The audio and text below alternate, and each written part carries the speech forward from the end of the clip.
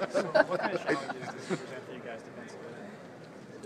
I mean, from a one-on-one skill standpoint, he's probably the most skilled player that we played thus far. So you got to limit his time and space. I think he's a big, strong, physical guy, but we need to try to be physical with him. You give him open ice and allow him to gather the speed, he becomes a really dangerous player. It's when you get in front of him, slow him down, make it hard for him to get in open ice.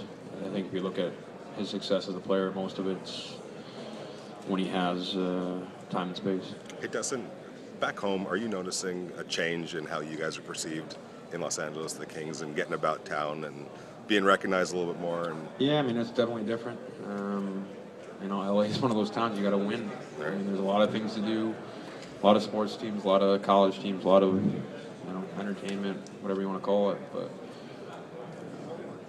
to be recognized or to make noise in LA, you've got to be a winner. Do you recognize the fact that you guys have a chance, being that it's a Los Angeles team and a New York team, to maybe elevate hockey a little bit, not just in Los Angeles, but hopefully maybe even around the country a little bit more?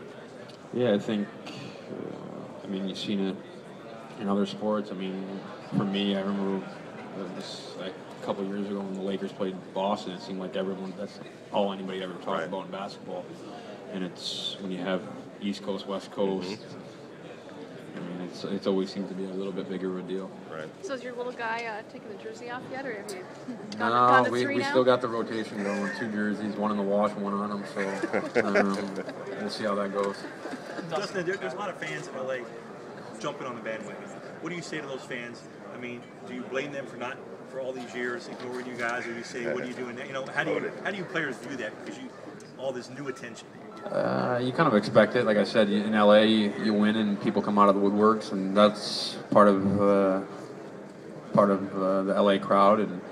And saying that, I think at the end of the day, Kings fans in general don't get a lot of credit, and we have a lot of fans that have been diehard fans since the team's been there.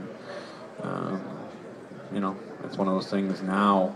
We still have all those diehards, and you're just starting to see other people that are starting to get excited about the game of hockey in LA, and I think that's a good thing for hockey in Southern California. Is it,